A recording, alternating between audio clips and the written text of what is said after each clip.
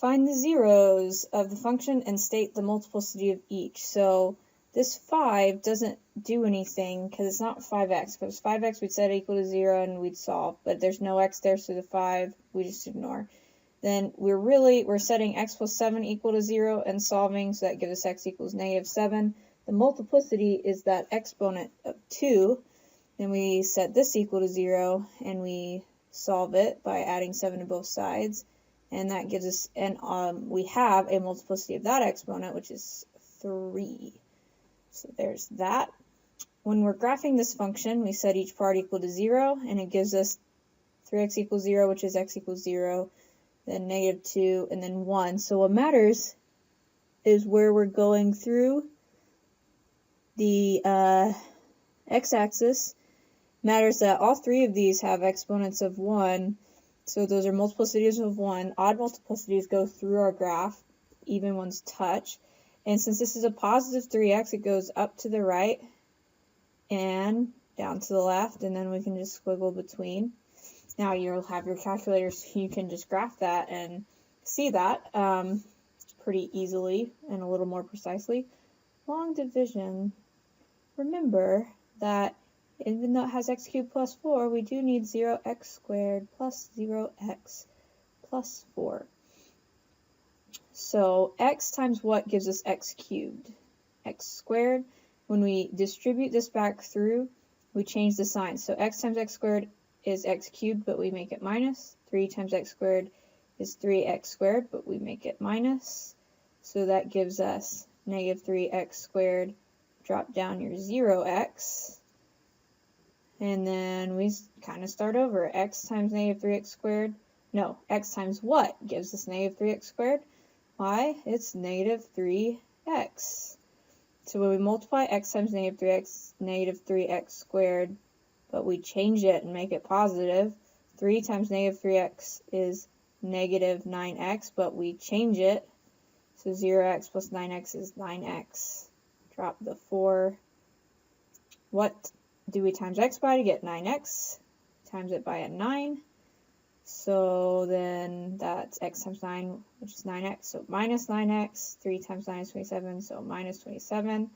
That leaves us with -23. So we put minus 23 over x plus 3. Use the factor theorem to determine whether the first polynomial is a factor of the second polynomial. Well, since this is an x plus 4, we can use synthetic division with -4. And the way this works is if we end up with a 0 for our remainder, it is a factor. If we end up with something other than 0 for our remainder, then it's not a factor. So drop the first number, multiply -4 times 8, which is -32. 33 minus 32 is 1. -4 times 1 is -4. -4 plus a -4 is -8. -4 times -8 is 32. 1 plus 32 is 33. -4 times 33 is a really big number. Let's see here. 33 times 4. 132. That's -132. 4 minus 132 is -128. And so that's not 0, so this is not a factor. And what we mean by that is, like, we can't split this original thing. We can't split that up into x plus 4 times something. It doesn't work.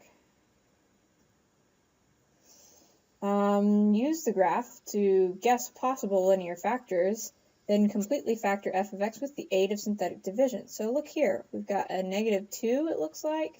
I don't know what that is, and a 6. So we're going to just start off with some synthetic division. Since -2 is a 0, we leave it alone. We don't change the sign. And so then we do synthetic division here.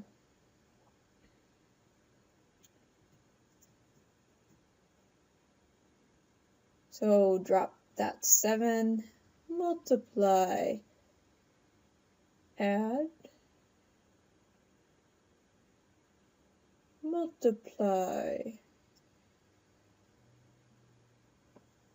add,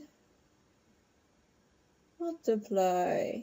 And we get a 0, which is good. That's what we were wanting to have, because that means that x minus 2, that really, no, x plus 2 is a factor, because if it's a 0 and it's negative 2, then as a factor we put it in as plus 2.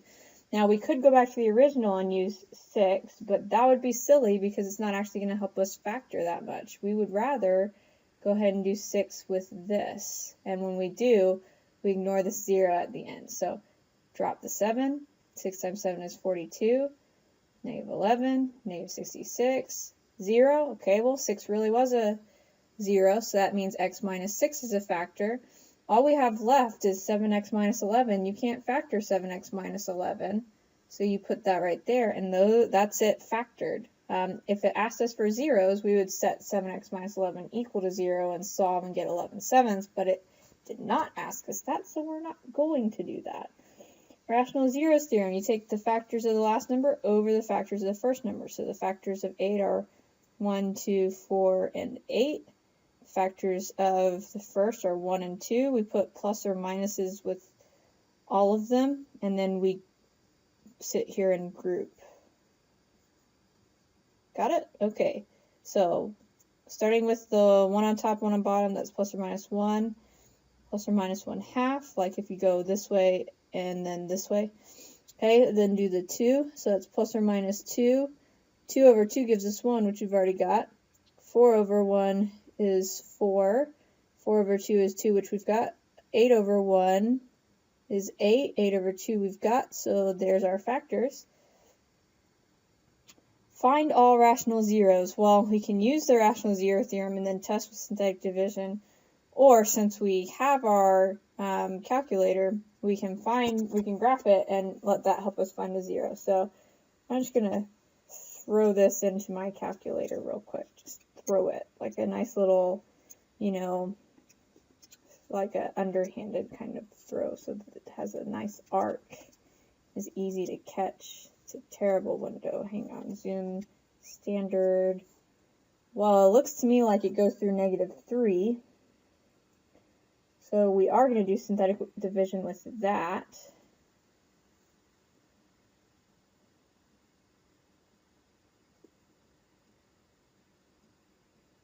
And looky there how nicely that worked out. And then at this point, because that's x squared plus x minus 30, we could set that equal to 0 and solve by factoring.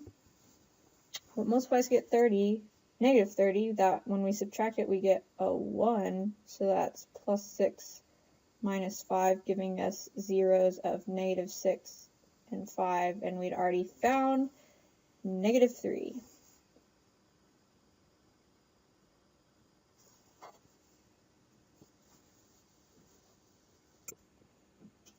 Find all of the real zeros of the function, give exact values whenever possible, identify each zero as rational or irrational. So again, we want to find zeros to the 4th power. I don't think we can factor that, so put that in your calculator so that we can basically guess what some of the zeros are and then confirm through good old synthetic division.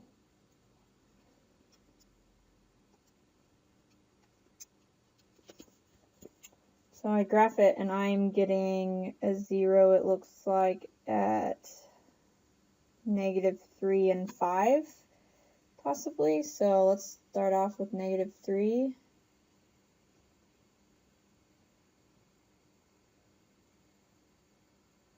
Do synthetic division.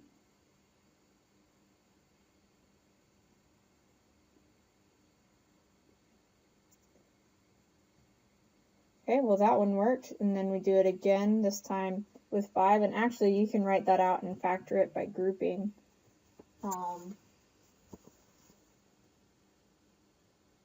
If you were so inclined. But since synthetic division is pretty easy, might as well give it a try. Okay, remember we don't need that. Okay, so this is x squared minus 6 equals 0. We already know that -3 and 5 are zeros, and those would be rational zeros, because rational numbers are like normal numbers, basically. Irrational numbers are going to be square roots or things like pi that never end and never start repeating. So if we solve here, x squared equals 6, square root both sides. Remember when we square root, that, sorry, I got distracted. When we square root, we plus or minus. So x equals positive or negative 6. Those are irrational because we've got that square root. So on the review, I don't know that I put x equals 1 as an answer. Not sure. But for our zeros, we've got 1 and positive and negative square root of 7i. To write this in standard form, we need to FOIL, and then we're going to FOIL again. So x times x is x squared. If you do outer and inner, they end up canceling out. Last is negative square root of 7i times positive square root of 7i, which gives us negative 7i squared. But instead of I squared, we could change the sign in front of 7, and that's really x squared plus 7. Remember that I squared equals negative 1. So FOIL x cubed minus x squared plus 7x minus 7. Just basically distributing twice. Here on 25 and such, it's important to remember that if 2i is a 0, so is negative 2i. And kind of regret this problem because square root of 5, if we want not square root coefficients, and trust me, we do, then we also have to have negative square root of 5 as a 0. So we need to do x minus 2i times x plus 2i times x minus square root of 5 times x plus square root of 5, which really isn't all that bad because we FOIL the first two and we get x squared, outer and inner cancel. Last is a negative 4i squared, which is plus 4. Here we have x squared, outer and inner terms cancel. So we get negative 5. There's no I squared there, so it stays negative 5. And now we FOIL again. So x to the 4th minus 5x squared and a plus 4x squared give us a minus x squared. And then 4 times negative 5 is negative 20. If I jump there too fast for you, just FOIL it yourself and then add the like terms in the middle. I'm sure you can handle it. So here, 5 minus 5i is a 0, which means that 5 plus 5i is also a 0. So what we're going to do is good old synthetic division, but with scary numbers. I mean, if you scare easily, scary numbers. So we drop the 1, multiply. Feel free to do this in your calculator, but make sure that your calculator is in A plus BI mode.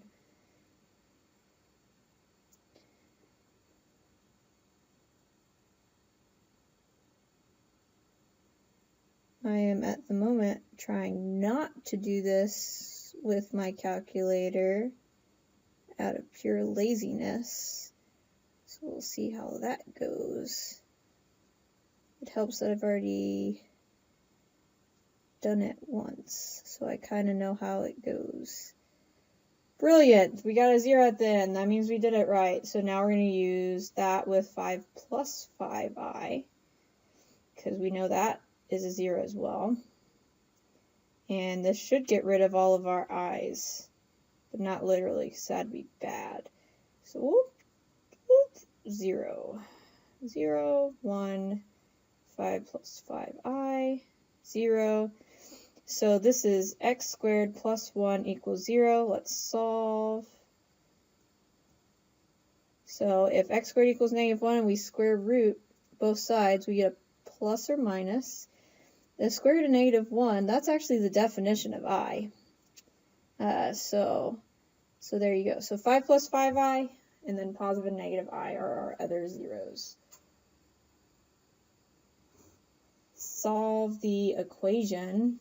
So we have to basically multiply everything by x minus 2 times x plus 2, because that's what we need for a common denominator. So on this first fraction, we already have an x minus 2. So if we multiply by both of these, the x minus 2's cancel. So we're really just doing 10 times x plus 2 equals, this 1 doesn't have a fraction, so it's going to have x minus 2 and x plus 2. And we're timesing by 1 in front, but we don't really need to times by 1 in front because it's 1. Here we have x plus 2, so that's going to cancel with that x plus 2, so that we have 12 times x minus 2. We gotta just like distribute and FOIL and stuff and solve and do algebra, which is fantastic stuff. So the inner and outer terms cancel out there. So nice when they do that. I'm going to get everything on the right side since that's where x squared is, and it's positive at the moment. So subtract 10x over, and that gives you 2x. Subtract 20 over, but we've also got some like terms, so that's negative 48. And then we would factor or quadratic formula. So x plus 8, x minus 6 means our answers are negative 8 and positive 6, which, since that's not going to give us a problem on the bottom of these fractions, those are both our answers. Now, on this one, real quick thing about x squared minus 7x, if you factor it, is x times x minus 7. So the common denominator here is x times x minus 7. So for the first fraction, the x minus 7's cancel out, so we're just doing x times 7x. For the second fraction, the x's cancel out, so we're doing negative 4 times x minus 7 equals, on this last one, all of the fraction on the bottom cancels out, so it equals 28. So x times 7x is 7x squared. Negative 4 we distribute, and conveniently enough, that 28, when we subtract it over, gives us a nice old 0. So factor 7x minus 4, or you could put it in the quadratic formula where c would be 0. So we're getting x equals 0, and you'd add 4 and divide by 7, so that's a positive 4/7. Well, if I plug in 0 here, I get an undefined spot, so 0 is not really actually a 0, but 4/7 is. Graph the rational function and analyze it in the following way. Find the intercepts. The x-intercepts are where the top is equal to 0. If you try to set 2 equal to 0, it doesn't work, so there is not an x-intercept. The y-intercept happens where if you put 0 in where x is and you simplify. So the y-intercept is at negative 2/3. Asymptotes. Let's go ahead and graph it. So type it in on your calculator, and we have an asymptote at 0. We have an asymptote, and we can tell if we factor this. We can tell where those asymptotes are. Negative 1 and positive 3.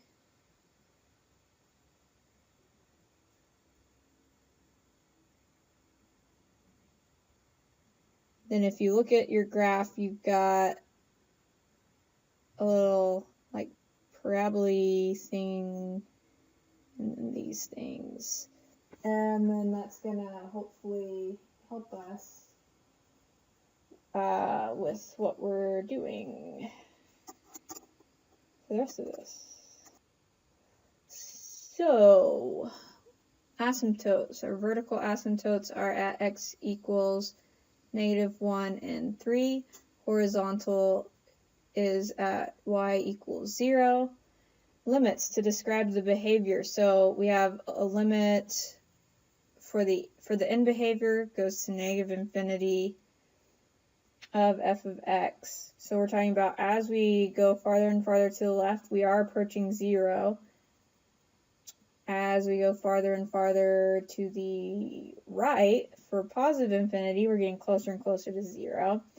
Our limits for our asymptotes, we have as x approaches -1 from the negative side. So as we approach -1 from the negative side, we're following this part of our graph, so we are headed up to positive infinity. As we approach from the positive direction towards -1, that's this part right here, because it's the part closest to that -1 asymptote, we're going down towards negative infinity. The limit as x approaches 3 from the negative direction is, so that's this way, so that's approaching negative infinity. The limit as x approaches 3 from the positive direction, so that's this way, it's going towards positive infinity. And then we've got all of the rest of this stuff, so let's just get rid of some of that.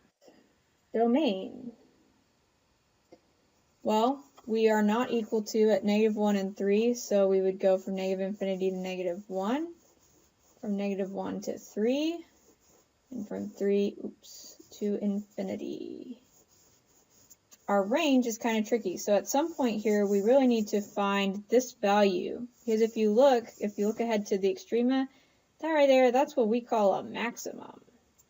Okay, and that maximum happens to be an important thing. I know the y value is 0.5, but at the moment I'm not sure what the x value was, and I haven't actually graphed this yet, so give me just a sec to put this in my calculator.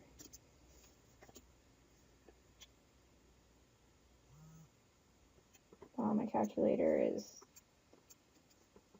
not real happy about that maximum, but we'll just deal with it. Not the maximum. That graph looks weird. I don't know if it looks weird to you guys, but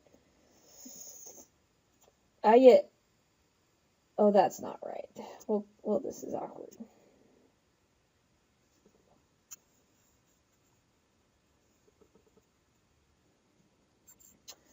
So it should be 1, 0.5. You may have to like mess with your window some to get a good picture of it and find that maximum. I don't know what my issue was, but because that point is 1, 0.5, we only actually have y values until we get to 0.5, and then we have them again when we get to 0 and we go up. So normally with the horizontal asymptote, it'd be like -infinity to 0 and 0 to infinity, but anytime we have that little parabola section there, then we have to account for that's a -0.5. We have to account for the fact that there is an extrema there. That graph does stop.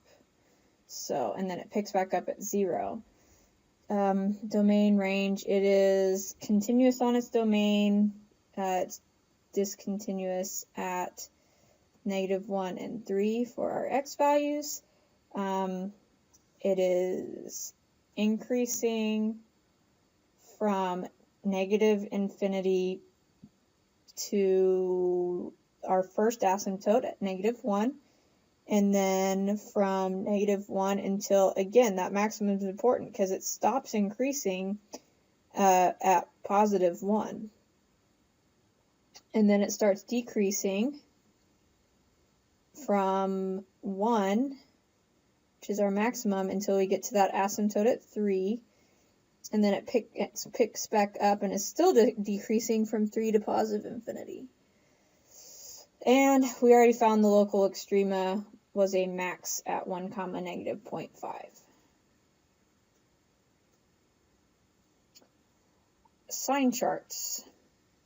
So the thing we do with sign charts is we have to set everything equal to 0 and solve to get our zeros. So part A here is going to be that x equals -8, -7, and +4, but for B and C we need to actually do our sign chart. So we put all these factors on the left side, and we do put the square root around x minus 4. We need 3 lines, and we need to put our zeros, and it's best to put them in order from least to greatest. And then we pick numbers to the left and in between. So like -8, we'd pick something like -9. Between -8 and -7, we'd have to pick -7.5 or something like that. We'd pick 0 there, and pick 5 there.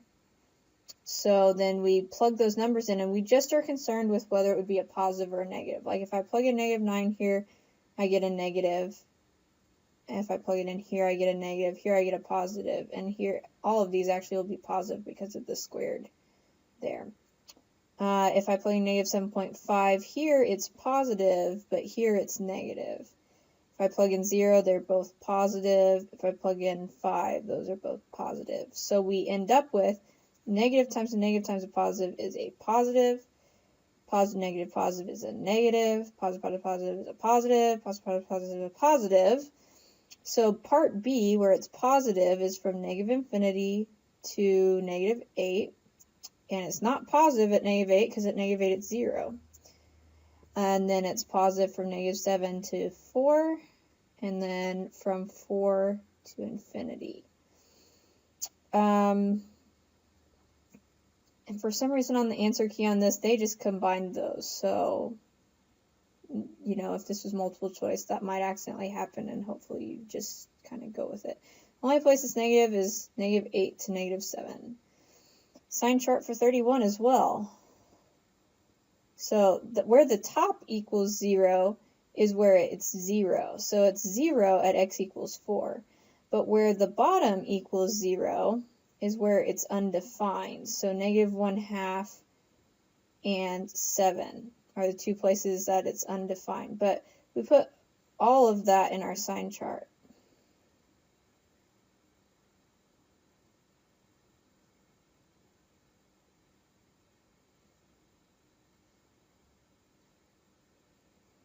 So we put in order -1/2, 4, and 7.